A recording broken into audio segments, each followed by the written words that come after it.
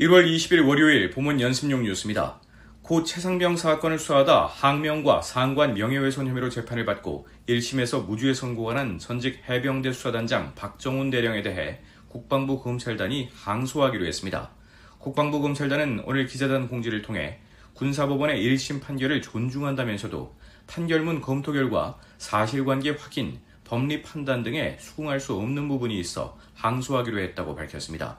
다만 구체적으로 어떤 부분이 사실과 다른지 법리와 맞지 않다고 판단했는지에 대해서는 설명하지 않았습니다. 1월 21일 화요일 보문 연습용 뉴스입니다. 대통령 권한대행인 최상목 경제부총리가 윤석열 대통령 체포영장 집행을 앞두고 경찰청과 대통령 경호처 양측을 향해 충돌 방지를 위해 충분히 협의해 안전을 확보해달라고 주문했습니다. 최 부총리는 체포영장 집행을 앞두고 국가기관 간의 긴장이 고조되고 있다며 모든 법 집행은 평화적이고 절제된 방식으로 이루어져야 하는 만큼 관계기관 간 폭력적 수단과 방법을 사용하는 일만큼은 절대 없어야 한다고 밝혔습니다. 그러면서 기관장들은 질서 유지와 충돌 방지에 특별히 유념해주기 바라며 소속 직원들의 안전과 기관 간 충돌 방지를 위해 상호 간 충분히 협의해 질서 있는 법 집행과 실무 공무원들의 안전을 확보해달라고 지시했습니다. 1월 22일 수요일 보문 연습용 뉴스입니다. 윤석열 대통령에 대한 2차 체포영장 집행을 앞두고 경찰과 고위공직자범죄수사처, 대통령 경호처가 오늘 오전 3자 회동을 열었습니다. 비상계엄 공조수사본부는 오늘 오전 8시쯤 비상계엄 특수단과 공수처, 경호처 관계자가 만나 영장 집행 관련 협의를 진행했다고 밝혔습니다. 공조수사본부는 경호처에 안전하고 평화적인 영장 집행을 위한 협조를 요청했고 이에 대한 경호처의 답변을 기다리고 있다고 밝혔습니다. 1월 23일 목요일 보문 연습용 뉴스입니다. 제42대 대한체육회장 선거 과정이 불합리하다며 일부 선거인단과 후보가 제기한 가처분 신청을 법원이 받아들이지 않았습니다.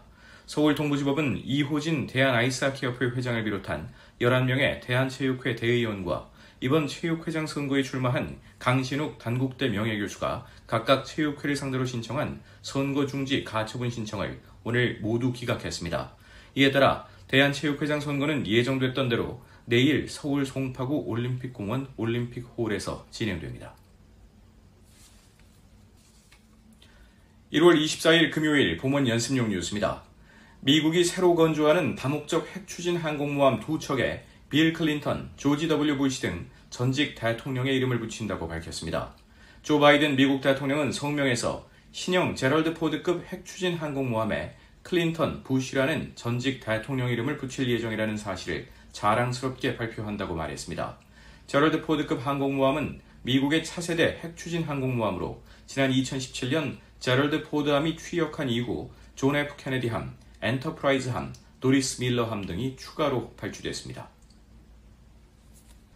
1월 25일 토요일 보문 연습용 뉴스입니다. 중견기업 10곳 중 4곳은 올해 신규 채용 계획을 세우지 못한 것으로 나타났습니다.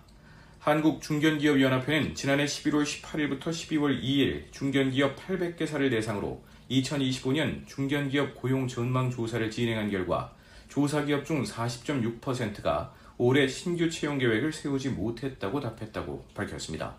신규 채용 계획이 있다는 응답은 59.4%로 집계됐는데 52.6%는 신규 채용 규모를 전년만큼 유지할 것이라고 25.9%는 채용 규모가 감소할 것이라고 답했습니다. 1월 26일 일요일 보문 연습용 뉴스입니다. 제주항공 여객기 사고에 따른 전남 무안국제공항 폐쇄 기간이 닷새 더 연장됐습니다. 국토교통부 항공고시부에 따르면 무안공항 활주로는 오는 19일 오전 5시까지 폐쇄 기간이 늘었습니다. 무안공항 활주로 폐쇄 기간 연장은 세 번째로 지난달 29일 사고 직후 이달 1일 오전까지 잠정 폐쇄됐다가 기간이 지난 7일과 14일까지로 재차 늘어났습니다.